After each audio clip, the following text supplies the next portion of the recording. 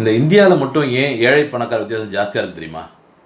அதாவது பணக்காரன் ஆகிட்டே போயிடறான், ஏழை ஆகிட்டே போகிறான். இதுதான் ஒரு காரணம்.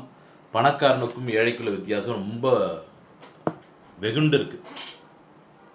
என்ன சொல்லுவாங்கன்னா, கடல் நீர் மட்டம் உயர்ந்தால் கப்பலும் உயரும், சாதாரண படகும் உயரும்.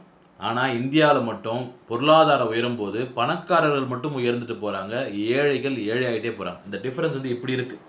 இப்படி போச்சுன்னா உயரும். புரியும் நினைக்கிறேன் உங்களுக்கு நான் சொல்ல வர இருப்பது. அதுக்கு என்ன காரணம்? பொருளாதாரத்தில் உயர்ந்திருக்கிறவன் ஏழையை நெகோஷியேட் பண்ணி அவனோட கைக்குள்ளே கொண்டு வராங்க. ஏழைகள் பொருளாதாரம் ரொம்ப குறைந்திருக்கிறதுனால பணக்காரர்களோட நெகோஷியேட் பண்ண முடியல. அந்த நெகோசியேஷன் பண்ண முடியாததுனால ஏழையாகவே இருக்காங்க. ஒரு உதாரணம் சொல்கிறேன் கேளுங்க. ஒரு செக்யூரிட்டி வேலை செய்கிறார், அவருக்கு சம்பளம் 10,000 ரூபாய். ஆனால் அடுத்த மாதம் 1ஆம் தேதி 10,000 ரூபாய்க்காக வெயிட் பண்ணிகிட்டே இருப்பார். ஏன்னா அந்த 10,000 வச்சு தான் ஒரு குடும்பம் சாப்பிடணும், வாடகை கொடுக்கணும், வாழணும்.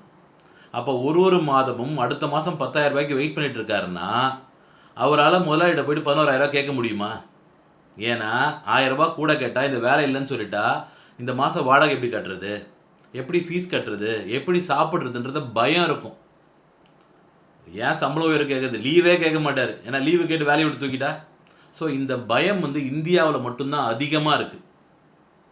அது எப்போ மாறும்னா, இந்த ஏழை சம்பாதிக்கிறான் பார்த்தீங்களா, 10,000 ரூபாய் சம்பாதிக்க செக்யூரிட்டி சம்பாதிக்கிறார்ல, மாதமானால் என் சம்பளம் 10,000 இல்லை 9,000 நினச்சி ஒரு 1000 ரூபாய் எடுத்து வச்சாருன்னு வச்சுங்க.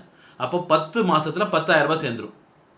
அது மாதிரி ஒரு 2 வருஷம் செய்கிறாருன்னு வச்சுங்க, ஒரு 20,000லேருந்து 24,000 ரூபாய் சேர்த்துருவார். அப்போ அவரோட சம்பளம் அவர் கையில் 2 மாத சம்பளம் கையில் இருக்கும். அப்போ சம்பள உயர்வை போய் தாராளமாக நம்பிக்கையோட ஓனரை போய் கேட்கலாம். சார் எனக்கு 10,000 ரூபாய் கொடுங்க.